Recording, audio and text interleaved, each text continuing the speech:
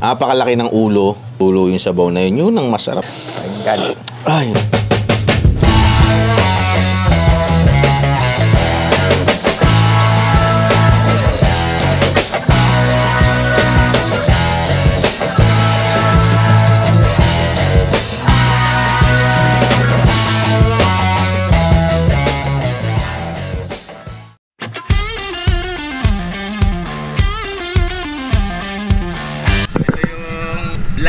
Kung saan mangunguha tayo ngayon ng ulang sa Masantol, bayan ng Masantol, no? Kasama natin, siyempre nasa likod natin si Harold, isa sa mga pinakamagagaling kumuha ng ulang. Now, bago tayo pumunta dun sa location, bili muna tayong diesel crudo, no? Ayan, siyempre sa likod natin Chef PJ, dito yung mga kakakay natin, siyempre.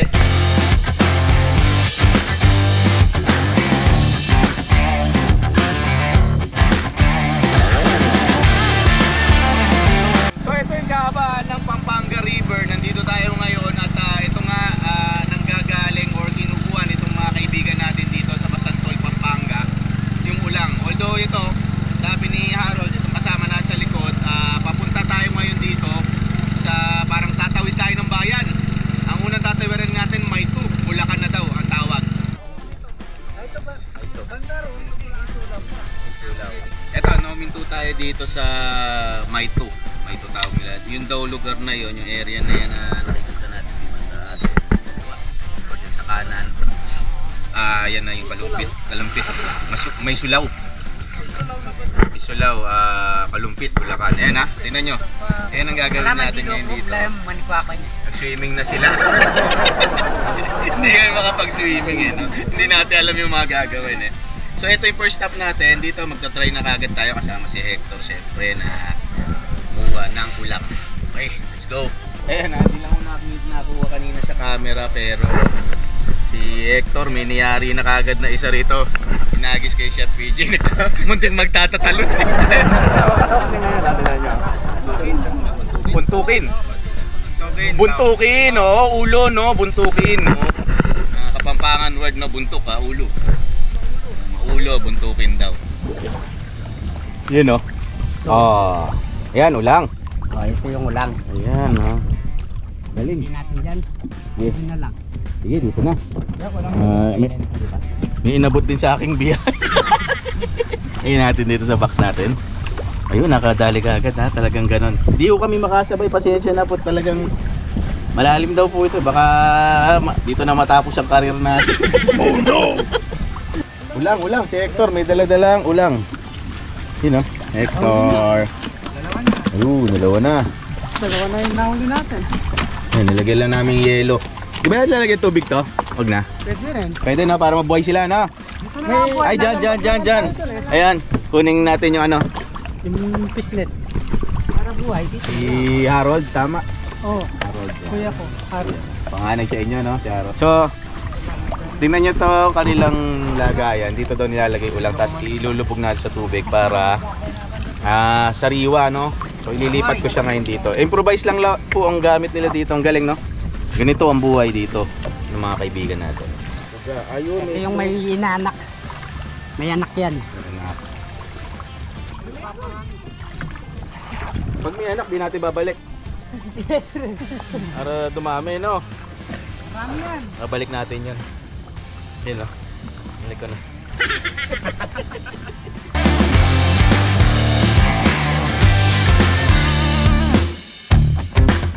Daming ulang. Paano nyo kinuhuli? Sa lungga.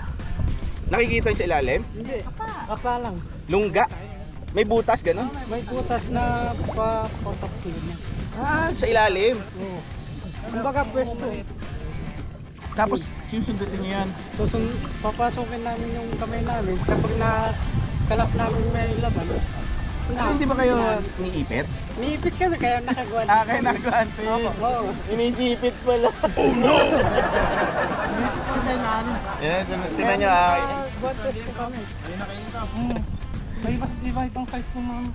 Kaya pala nakagwante sila mga noit mga kakay. Kasi nasa lungga daw po, no, yung mga ulang. May butas sa ilalim. Pinapasok ng kamay. Pag sumipit, niilan nila. Ganun pala ka... Ano na yung masabi natin ka delikado or sa... Pero ito mga kaibigan natin dito, yun nga po, sila Hector, sila Harold, sila Herbert, no? Lahat po sila Yason, no? Ganyan ang ginagawa nga na po.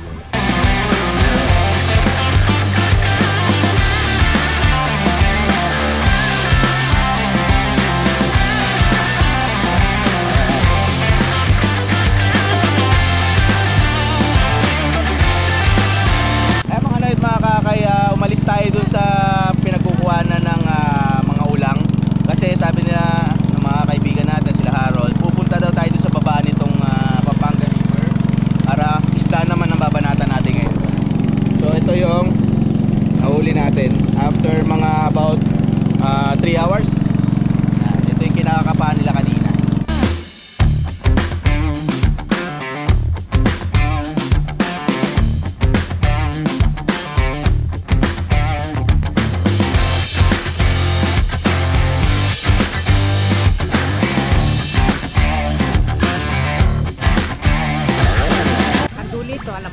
Paano mo nahuli? Sa kamay lang. Paano nyo nahuli? Sa kamay, no? Ayan, tanggalin mo yung ano, yung taling. Ayan, nakakalagnat yan. Tayo na po. Kaya nga eh. Baka dinakma mo lang, di ka na, ano? Hindi man eh.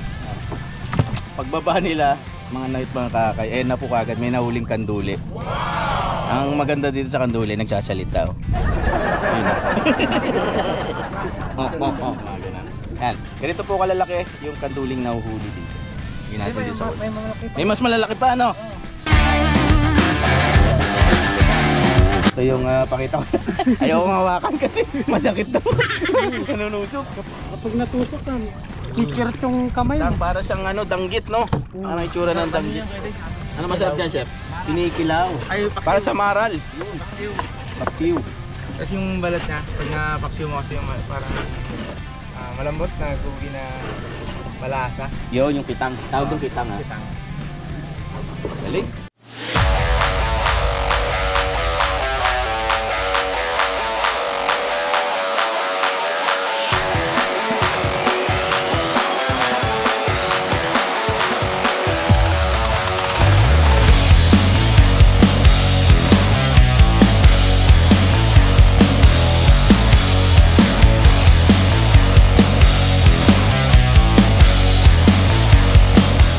Biray mo na yan, fresh na fresh, oh.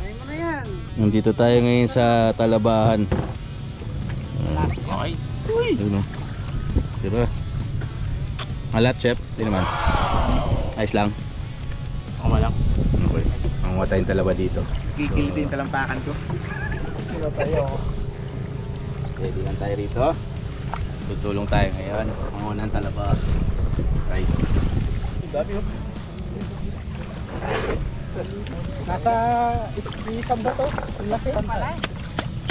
Oo. Dami ho. Kamote. Nakakuha ang kamote.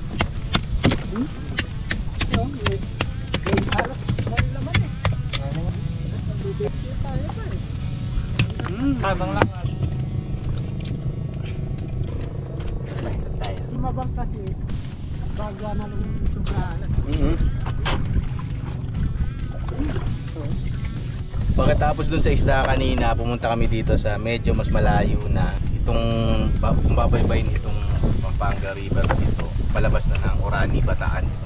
Yun pala yung ano dito, naikwento sa atin na ang tugtungan nito, Orani, Bataan, dagat na. Actually natatanong na dito yung Samal, no? Tapos ginawa namin dito nakuha ng talaba. Nasa nagigulo sampler. Napabak na ni chef eh. Kaya gawin natin, uwi na tayo. Luto na natin to. Gutom na tong kasama ko. Let's go.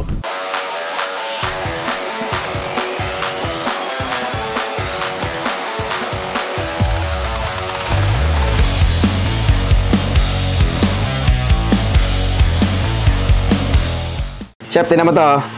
Ano yun, kuya? Ito, ginawa ni nanay, no? Dinain niya? Oo, ang ilaw ng tahanan. Ni nanay, siyempre, ng Lopez family. Nandito nga tayo sa bahay nila. Pagkagaling natin doon kanina sa ilog, sa Pampanga River. Ito na, naiuwi na natin. Binigay ni nanay ito sa atin. Siya mismo nagdaing nito. Ito yung banak, chef. Anak. Iba yung amoy nung fresh na kuya. Tsaka iba yung pagkakaano, diba? Oo. Iba yung pagkakadaing niya. Na may pagkaisa niya, hindi yung masyadong mabantot, yung iba. Pero hindi ito luluto mo. Wala akong plastic, lalagay ko sa plastic to. Manata mo na yung ulang natin dyan. Oo, sige, Lex. Sige, sisigang tayo ngayon ng ulang, yung mga nahuli natin. Sosutay tayo ng garlic, onion. Hindi natin masyadong sosutay, mild lang. Ang purpose lang natin, ba't ko ginagawa ito is pinapalabas ko yung aroma ng garlic at saka ng onion. Ayan, nag-start na siya maging translucent. Lagyan natin kamatis.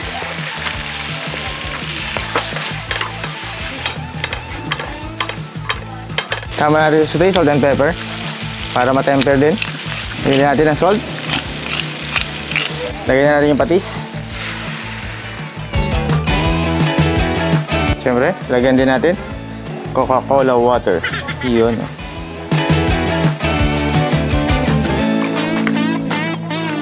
Takpan na natin, pakuluan natin. Pagkulo, lagyan natin ulang. Yan, parang kumukulo na. Yun, no? So, kumukulo na siya. Lagyan natin yung sili. Ayan, hiwa ko kasi gusto ko manghang. Paborito ni Quedex. Yan. Ito, yung nahuli natin ulang. Lagyan na natin. Yan. Kaya, pakuloy na natin na isa. Tapos lagyan na natin yung mga talbos. Yan, pakulo na siya. Lagyan na natin. Artificial na tamarind. Pampaasim natin. Yan, luto na ang ating ulang. Na sinigang. Lagyan na natin itong talbos natin.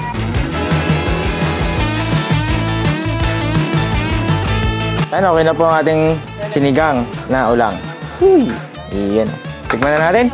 Ulang, chef, nayari mo na rin, no? Sinigang sa normal lang, sampalok. Tsaka yung ginawa dyan, yung isa is Halabos. ito, no? Yan, Tayo yung halabos. Ito, ito. Yan. Yung maliliit. Ginawa natin halabos. Okay. Birayan na natin to, chef. Oo. Habang mainit pa yung sabaw. Kuha ko rito. Sirahin ko to. Uy, jumbo. Ano ba tirahin to, chef? Diyan naman ako. Ito nga pag isa. Sobrang laki nito. Natakot din nung binalik. Ito lang tayo. Yan. Kuha tayo rito. Pa isa, oh. Isa-isa lang. Pwede na yan. Sabaw. Bango. Tirahin mo na yan, chef. Kumuha ka na dyan. Ito, kuha tayong konti. Maliliit. Yun, no? Ayos. Yung ulang po sa English is, ano siya tawag dito? River prawns. River prawns. Ayan, Yes. nakakita nyo naman, mga sunog kami. Talagang kinuha natin to from the natural habitat nila. Hindi po ito, sabihin natin, ano chef, yung cultured, no? Yung nasa farm. Talagang nasa wild po ito. Ang magkakapatid na Lopez, ayan nga po sila Herbert, ayan, sila Harold, sila Harrison. No, chef? Dinadive. About 1 minute to 2 minutes sila nasa ilalim. Yung pong style pala doon is sa ilalim ng lupa na yun. Nung pagbaba nila, may mga lungga. Dudukutin doon, kumakapit to, iipitin sila, ilahin. Nakukuha tong mga to, ulang. Yan, hindi na natin tinangkang. Ang lalim po kasi. Oo, professional ano kasi professional eh. Baka mahirap na lahat tayong life vest na dala. Baka itanghal tayong itangal tayong history na lang pa nagkataon. Wag naman, di ba? Ayan, tikman natin. Sarap ng asim. Tama lang ko, Alex. Oo. Ganda, oh.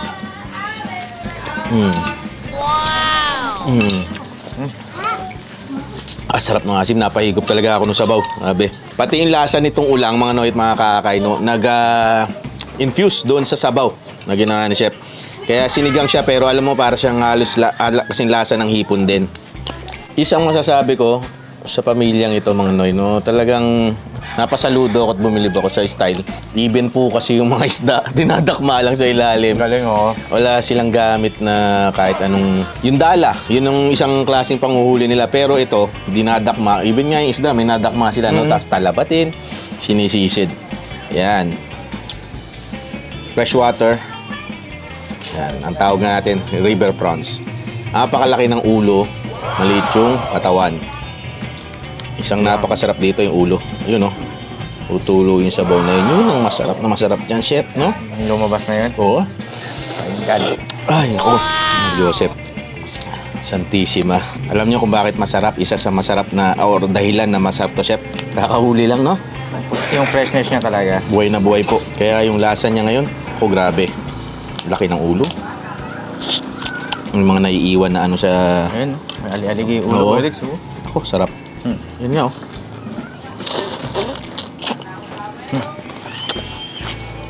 Siyempre sa mga gustong kumontak, no? Kay Herbert, no? Sa Pamilya Sir Herbert, Lopez. yes. Oo, yan, pakita lang natin yung kanilang number dyan, no? At saka yung Facebook page niya na rin, chef, no? Or Facebook account. Na-meet ko siya sa Facebook nga lang, eh, the power of social media, siyempre. Tunulungan natin, no? Hindi natin pinabayaan na dahil actually, sabi niya, chef, naghanap siya ng magbablog nitong paano sila nanguhuli para siyempre mapakita din sa mga Pilipino na may negosyo ng ulang dito sa Bebe Anak, no? Masantol, Pampanga. Una rin ko, Alex, akala ko parang ini-import lang natin yung mga gantong ulang. Meron pala din palang Sa atin talaga yan. talagang river ng mga ulang dito. Pero kinukulture na daw ito ngayon, chef, ah. May mga nabibiling breeder nito, pwede na kayong umili. Yan, kontakin niyo si Sir Herbert. O kasi may mga nakukuha silang, ano, tawag nila? May Yung maliliit na... Similya tawag na. Similya. Tawag nila similya. Milya tawag nila. Ayun. Siyempre, hindi namin papakabahin dahil medyo napaba na po ang video dahil nga po hinuli talaga natin to from the wild, no? Maraming salamat sa inyong lahat sa patuloy na pagsubaybay sa akin ni Sol. Siyempre sa Kuya Dex YouTube channel, sa Facebook page namin ni Chef PJ. Thank you. Yan, thank you. Oy, 20,000 followers. Kuya Dex, nakakagulat. Maraming salamat po sa inyo sa patuloy na pagsuporta. Nabuhay kayong lahat, siyempre. At maraming blessings saan dumating sa inyong buhay. Yan, siyempre gusto ko lang pasalamatan si Bap na Nestor, Chef, yung nag-drive sa atin. Nag-drive kanina, tsaka yung isang kasama natin, si Tatay, Fernando. Yan, no? Yun. Siyempre, kailangan natin talaga ng mga ano doon. Alam mo naman, di tayo marunong. Siya yung mga eksperto dyan, no? Mabuhay po kayong lahat. God bless you all. Siyempre, ako po ang inyong lingkod. Si Kuya Dex, kasama pa rin si Chef PJ. Sarap ng ulang. Bye.